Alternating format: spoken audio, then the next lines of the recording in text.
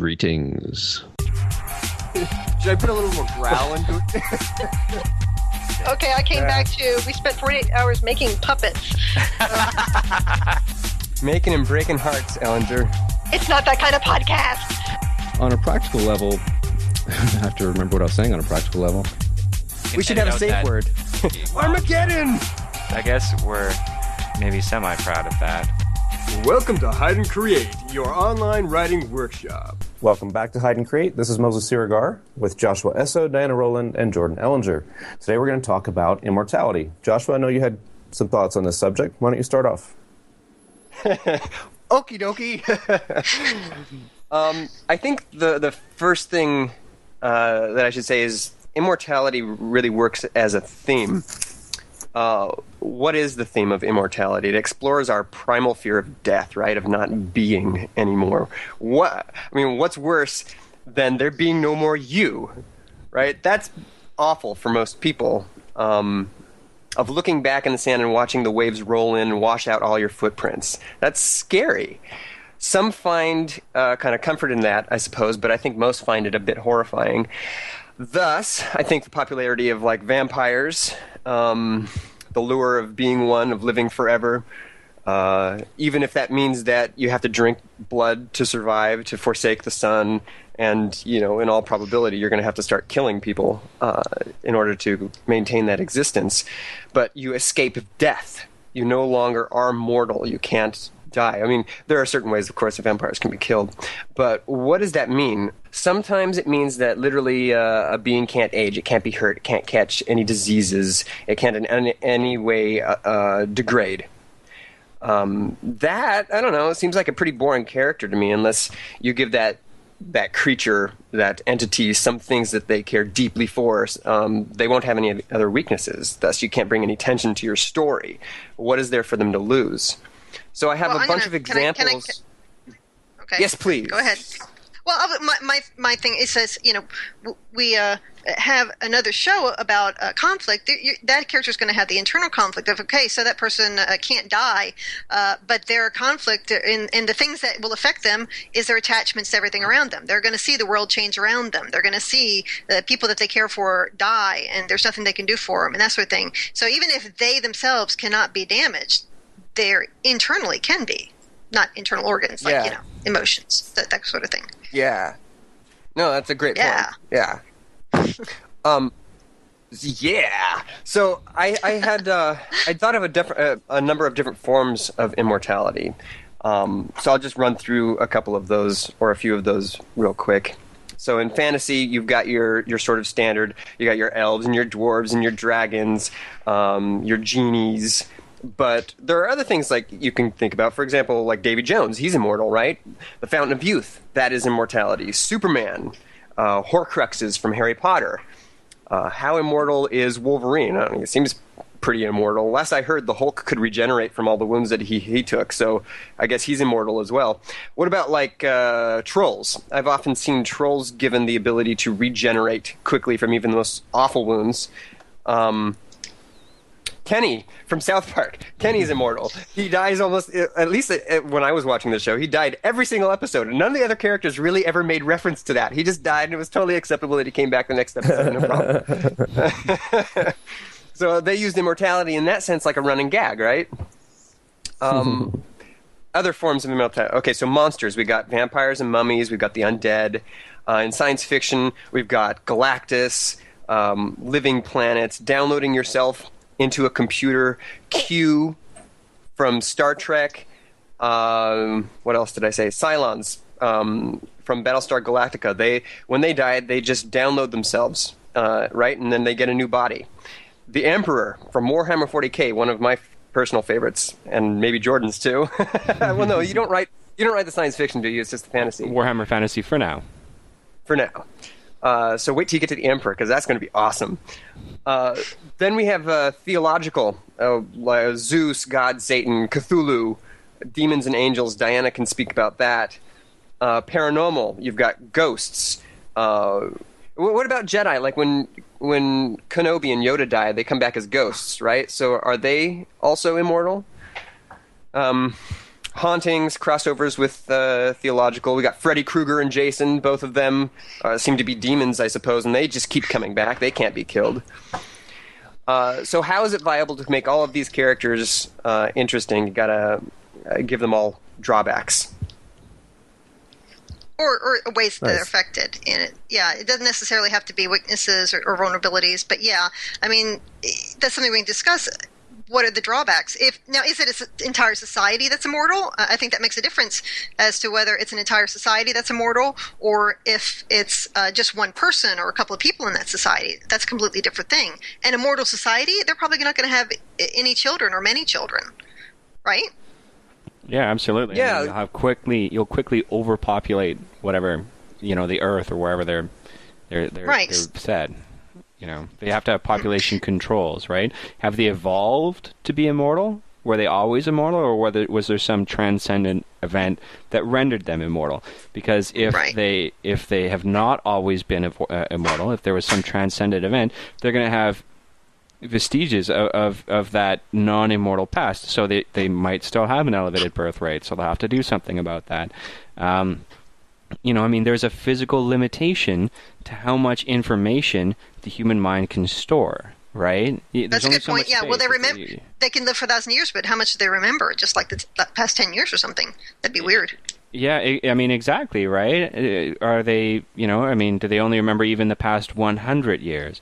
Or is that whatever makes them immortal so good at repairing their brain that they have especially vivid early memories, but then it's very difficult to form memories in their later years because they've run out of space, right? So figuring out if there was some transcendent event or that made them immortal, or if they were evolved to be immortal, is going to be very important. So, Jordan, any other general thoughts on the subject? Well, in Warhammer Fantasy, and in fact in many, many, many, many fantasy works, there are elves, right? And it's always really tricky for me dealing with elves, because if you think about it, first of all, they have a lot more to lose than anybody else when they go into battle, right? Like, as a human being, I guess you can argue this both ways. They both just have one life to lose, right? But from an external perspective, somebody that was being purely pragmatic, are you going to save an elven baby or a human baby, right? The human baby's got like 100 years. The elven baby has thousands, right? So does that make the elven baby more valuable? Would you just automatically save the elven baby over the human baby? I think that goes into the same kind of argument about would you save, is it more tragic when an old person dies or when a baby dies? The baby has all this unrealized potential gone, but when an old person dies, all that experience is gone. Well, that's true, but I mean, in this case, there's no experience in the human baby, right? So, like, are elves intrinsically more valuable than humans? And then, like, according to Malcolm Gladwell's, he says that it takes about 10,000 hours of practice before you get to the expert level of any subject, right? Oh, I thought you were going to say before you become immortal. No. Wow, imagine that. I'm sure everybody here has spent, probably about 10,000 hours, or at least we're somewhere along those 10,000 hours of writing in order to get to kind of publishable pro quality. What is 10,000 hours? What does that work out to be? Do you know? It's about 3 hours a day for 10 years. Right? But yeah, there's a concept that takes 7 years. The Saturday morning breakfast cereal has a really neat poster about you can learn something new every 7 years, and basically create a lifetime. And it's just a really neat thing about you have 11 lifetimes, use them all. It's really, really neat. Sure, yeah. So elves have far more than that, right? So like I was writing a combat scene with elves, and I was having them kind of miss and, whatever, like any regular poorly trained human army would. And the editor sent it back and said, no, these guys almost never miss, right? Because, you have a huge lifespan. Every one of them could be an absolute expert archer and still only have devoted a small portion of their life to do it, right? I mean, if somebody's 800 years old and they've been firing a bow for 800 years, they will be excellent at it, right? Yeah. You know. Okay, so I did the math real quick. Sorry, just to interrupt. Just so that we have sort of an idea of what 10,000 hours is. 10,000 hours would be 8 hours a day for 3.5 years straight. There you go. So, at the end of that, if you did anything for that amount of time, probably going to be pretty good at it. There's a famous experiment going on right now with a guy that doesn't like golf, and he is practicing golf for 6 hours a day, 6 days a week, and he's, I think, for 3 years, and I think he's a year and a half into it, and he's pretty good, right? Like, I think he's competing and winning tournaments now. So, wow, you're making me realize how broken elves are, Jordan. In a story like you have creatures who've been alive for hundreds of years. They should be dominating everything. They should be smarter, better. Their magic is more advanced. Like, they should have such an overwhelming advantage that they should just dominate every other race out there. And it was a good point about an elf going off to war versus, let's say you're a 40-year-old man who enlists to go fight for the South in the Civil War, and you may not have 10 or 20 years left versus a young elf who's maybe going to give up 1,000 years or whatever, how many years it is, to go off and fight in a battle. That's a great internal conflict. For sure. Are their tactics going to be different too, right? Like, like you might have just waves of infantry go down in a regular fight because maybe a lot of these people are poor, they don't have a lot to lose, whatever, right? I don't think you'd ever have a situation involving elves where you would have waves of infantry, right? Because they wouldn't have cannon fodder, loss of life. As an elf, if you have, thousands of years left and you're 23, are you really going to throw yourself against a wall of swords, right? Yeah. So elves are very difficult for me to write. Unless they had maybe like a caste system or something where there are people who don't matter. But yeah, it's a good point. Like, it's a completely different thought. The value of their life would seem greater. Yeah. So. Yeah. Warhammer Fantasy handles that. They are aware of that, right? And basically, what they do is they try to separate their elves away from the world a fair amount, so that you don't really encounter them that much, right? Like, and they are experts at that point. And I think they have a really low birth rate and stuff, right? But generally, I don't like the fantasy that just has elves as another character, right? Because of exactly those reasons, right? Yeah, that's a really interesting story. Mm-hmm. It would be to make elves like you just said, and have them in a story where they're so much better than everybody because they live for so long, so they're great, they're the best at everything. How do you possibly overcome that? Yeah, well, you'd have very low birth rates, I guess, which would make elven life even more precious. Mm-hmm.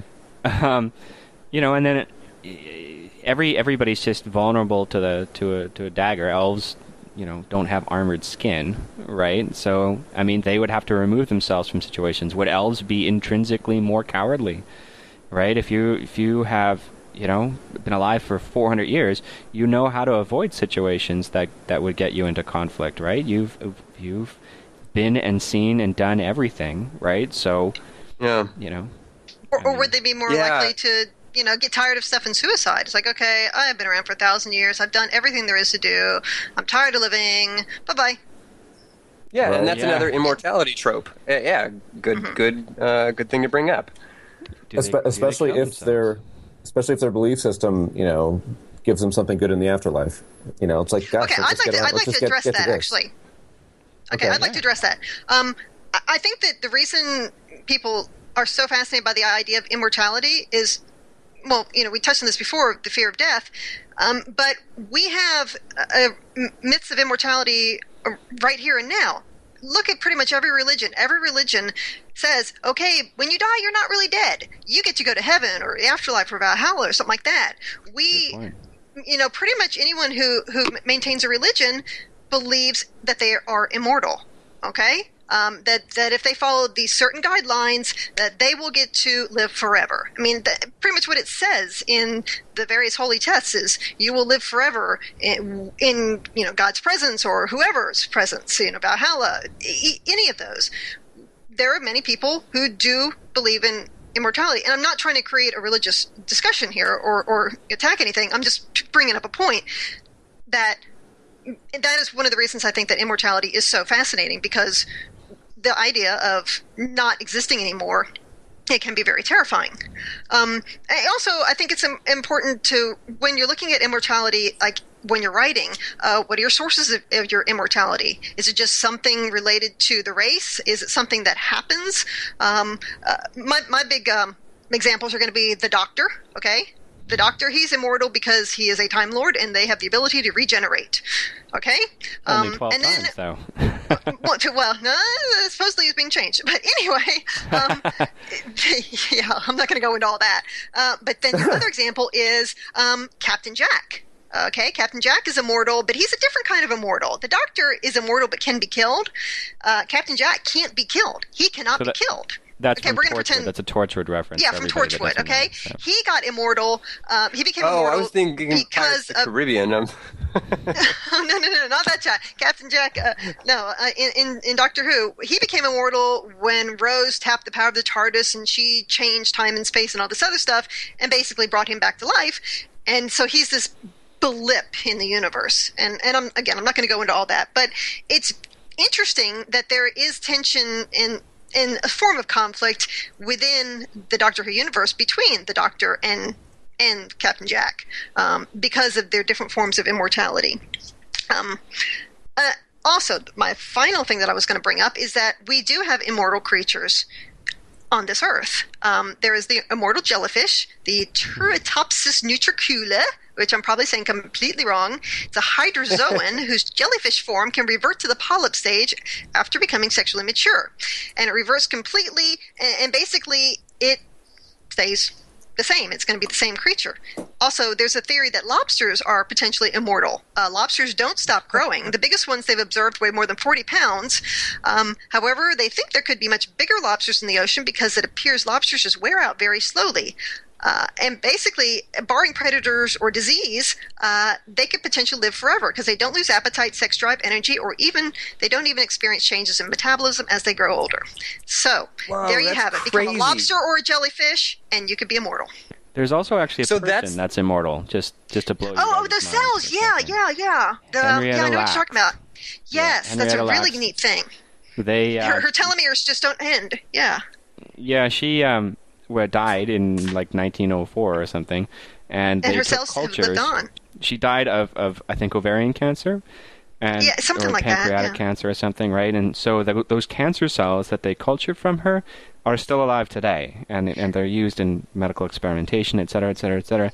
But they don't die. So it's really interesting. It's very interesting. It's kind of an unhappy form of immortality because she doesn't know that she's immortal, right? No. No, she's dead, unfortunately. But I mean, that's an interesting thing. The difference between somebody who's immortal and can die, like elves, and somebody who's immortal but can't die. I don't want to say like jellyfish, but say you were able to download yourself into a computer or a robot body, if you go with the science fiction trope, like the Cylons, and make infinite copies of yourself, then you're immortal and can't die. And I think that if you choose to write about somebody that's immortal, you really have to look at the differences between those, right? Immortal and can't die might be intrinsically cowardly. Immortal and can die might just discard bodies like they're, underwear, or clothing. And look at the underlying, either side is going to have its angst of, okay, I'm tired, I'm ready to die, or God, I wish I could die, or something like that. And of course the attachments to the world around them, falling in love, pretty much they can fall in love and the person's going to die. It's like, the Highlander thing. I think anybody that's immortal and can't die, I think would eventually, divorce themselves from humanity, like Dr. Manhattan in The Watchmen. Was a really fascinating character to me because he is this kind of godlike creature. He used to be human. Yeah, because you just get tired of watching them, humans screw themselves up so much. Yeah, I think the fear of death is what defines us as human beings. It's one of the things that motivates us. We need to do all these things before we die, right? Everybody's after their own little slice of immortality, whether it's having children and living on through them, or if it's creating literary works like many of our listeners are doing, right? A lot of right being now. Human Well, sure, yeah, exactly. A lot of being human is about trying to achieve some measure of immortality. And if you lose that because you're already immortal and you're going to live forever, I think that you can't relate to the rest of humanity. That major, major struggle that humanity is going through, you're not a part of it. Okay, but also, character might not be human. Okay?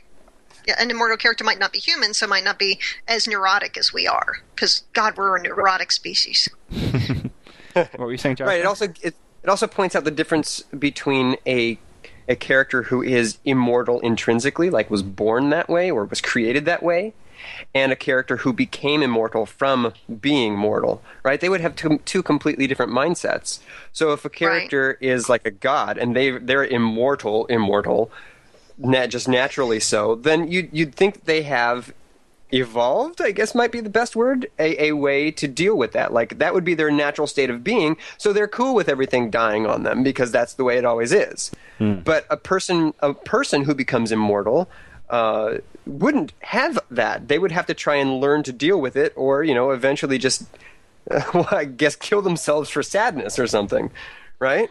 Interesting. So I kind of had a thought of what you were saying there, maybe somebody that was immortal, maybe instead of dealing with individuals, they would deal with bloodlines, right? Maybe they would interact with family members, right? And, like your ex-person's son, so you're the next person I'm going to deal with who's going to represent that kind of bloodline or something, right? Maybe they think over longer scales, and so they interact with humanity over longer periods than just one life, right? Maybe to them, having a son is an extension of, the father's life, and it is in a kind of a weird, small way. So, well, you see some of the more successful vampires in some stories. That's the way they deal with it, right? They deal with their ancestors as they continue on down and through history. Mm-hmm. So we're getting close to. We're getting close to having our closing thoughts here, but before we do that, I feel like it's my moral duty to blather on about something. So, actually, just a fun story from my own work. Not the book I'm writing right now, but it's the one afterwards. So it'll be like book 3 in the 4-book series. I have these gods in the books, and in the first book, the gods, they're very distant. They're characters. I mean, they have a certain form, but I don't really go into them as having, like, say, internal conflicts, because they represent these sort of big principles, and the people really like the gods in the story. So I decided, well, I want to find a way to explore the gods more. How do I make gods who are immortal principles, interesting? So, spoiler alert, by the time you get to the 3rd book, the gods are in bodies. And that opens up all kinds of avenues. Now what can I do with them, right? And so the interesting thing I did there, I think, is that you have gods who have they represent certain powers, certain principles, but once they're in human form, they become like humans. And so they only gain their powers, they only regain the powers that they have as gods by doing a sort of a human thing, which is overcoming, this is their internal conflict. They have to overcome and grow, actually grow in their own nature from who they are. So, for example, an all-powerful god may have to learn some kind of humility before he can access his power, or a goddess of compassion has to learn how to fight and, sort of stand up for herself and things like that. So the gods get these growth arcs, and through their growth arcs, they become more powerful. So, and then that's a lot of fun. And then there's other stuff too, like there's a giant being who can devour the gods. And if it devours a god, the eternal principle the god represents is completely eliminated from existence. Like whatever that principle is, it's no longer there. That's cool. That's the sort of raising of the stakes of, like, well, if we die, that's really, really bad, So anyway, that's just how I'm having some fun with some immortal themes. But let's go to final comments. Back to Diana. I think that if you're going to write about immortal creatures, you have to decide, A, what the source of their immortality is, B, what kind of immortal they are, whether they can die or can't die, and 3, think about what their personal psychology is about all that. And yes, I did that on purpose. All right, Joshua? Actually, I have a big final thought, so I'll talk for a sec here. I'd like to offer up another way to use immortality. It could be used as a punishment. I don't think we've talked about that. We see a lot of immortal creatures who long for death because of sadness or boredom or repetition, of their lives. It might turn into a Groundhog Day for eternity, right? That would be awful. That would be a horrible punishment. Not being able to move forward, or maybe a character. I'm glad you brought that up because that's a really good example of it, and that I hadn't even thought about it. So I'm glad you brought that up. That's cool. Yeah. Sweet. What was I saying? Maybe a character is banished to a hell dimension. Hell dimensions. Okay, so a hell dimension, that would be horrible. Also, to suffer torture forever. Like R.A. Salvatore, I don't know if you guys have read his books, but he has a character named Wolfgar who was banished to forever torture when everybody thought he was dead. Or what about an immortal who is cursed with a perfect memory, right? They are able to capture every single sad and terrible thing that has ever happened to them. That they were so. I mean, living with a memory like that would also be a kind of curse, right? A kind of punishment. Could totally drive them crazy. To live forever and eventually lose your sanity, that's another kind of punishment. The eventual cost of your sanity, is that worth living forever? I guess that would really only bother someone while they were sane, though. Then it's all gravy, right? The loony bin seems like a consequence of a mortal turned immortal, though not like a god or a demon or something like that, like I was mentioning before. But it could be a good satire for an immortal seeking to kill himself or herself, because the world is entirely too boring and too dull, and there's only so many times that you can go around the galaxy and see everything, and so suicide is the only thing that they haven't done yet. On a similar note, going back to the Emperor from Warhammer 40,000, like I said, one of the most interesting characters to me in that universe, he's really always interested me because he's essentially a god born to humans. He's an all-powerful psychic force, and then he created a bunch of children in his own image. They were like demigods called Primarchs. So then there was this big rebellion, and his most powerful son slew the Emperor's body anyways, at the same time that the Emperor slew the sun. So the Imperium's technology was so great that they were able to take the Emperor's body and basically encase it in this like stasis unit called the Golden Throne, and thus his mind has been trapped in his body forever. So we have this all-powerful psyker, this god figure who the entire Imperium reveres and worships, and he's the entity that basically allows the Imperium to function because he's keeping warp space navigable, and that's how all human contact is maintained between all the different worlds and stuff like that. And he's keeping the demons of chaos at bay to a degree, but his immortality has got to be utter torture, right? Perpetual enslavement to his people who worship him as a god. I always wonder what's going through his mind. Is he thinking about that? Is he wishing that somebody would kill him? So that brings up that interesting question about me. If you live, about me. Oops. Question to me. If you live long enough, you get bored enough, would you start seeking out things that are just really wrong, simply for the new experience?